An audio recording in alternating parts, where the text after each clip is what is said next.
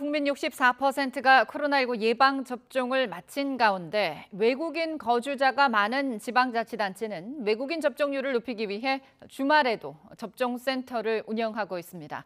접종률이 높아지면서 4차 대유행 기세도 주춤하고 있지만 여전히 집단 감염이 일어나고 있어 안심하기는 어려운 상황입니다. 현장에 나가 있는 취재기자 연결합니다. 홍민기 기자. 네, 서울 영등포구 예방접종센터에 나와 있습니다. 네, 먼저 그곳 접종 상황부터 전해주실까요? 네, 이곳 예방접종센터는 조금 전인 오후 1시부터 오후 접종을 재개했습니다. 잠시 문을 닫은 시간이 정오부터 1시간 정도인데 그 1시간 사이에도 입구 앞에는 줄이 다시 길게 늘어설 정도로 백신 접종 열기가 뜨거운 모습입니다.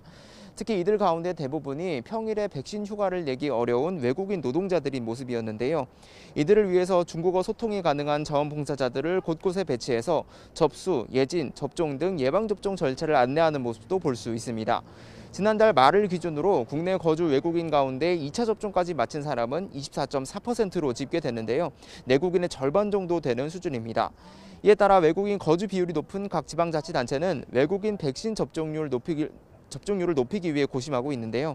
이곳 영등포구는 외국인 등록번호가 없는 미등록 이주 노동자들도 단속이나 본국 송환 등의 불이익 없이 접종받을 수 있도록 했습니다. 백신 접종이 이처럼 순조롭게 진행되면서 확진자 추이에도 감소세가 나타나고 있습니다. 지난 한 주 동안 하루 새 확진자 수는 평균 1,800명대로 2,000명 아래로 내려왔습니다. 추석 연휴 직후 3,000명대까지 기록했던 확산세가 줄어들고 있는 건데요.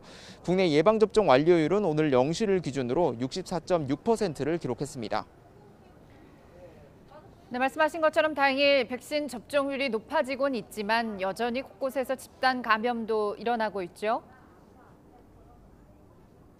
네, 그렇습니다. 확산세가 주춤하고는 있지만 아직 안심하기는 이른 상황입니다. 실내 체육시설이나 아파트 단지, 또 시장 등등 일상 곳곳에서 집단 감염이 일어나고 있기 때문인데요. 서울 강남구 실내 체육시설에선 지난 10일 원생 1명이 처음 확진된 뒤 누적 확진자가 50명으로 늘었습니다. 마스크 착용 등 방역수칙은 잘 지켰지만 함께 격렬한 운동을 했고 또 같은 학생이 여러 수업에 참여하면서 확산한 것으로 보입니다. 경기도 남양주시 한 요양병원에서도 집단 감염이 일어나 누적 확진자가 77명을 기록했습니다. 특히 간병인 1명이 확진 사실을 숨기고 취업한 것으로 드러나면서 방역당국이 감염 연관성을 조사 중입니다. 서울 종로구 시장에서는 종사자가 6일 처음 확진된 뒤 지금까지 모두 55명이 확진됐습니다.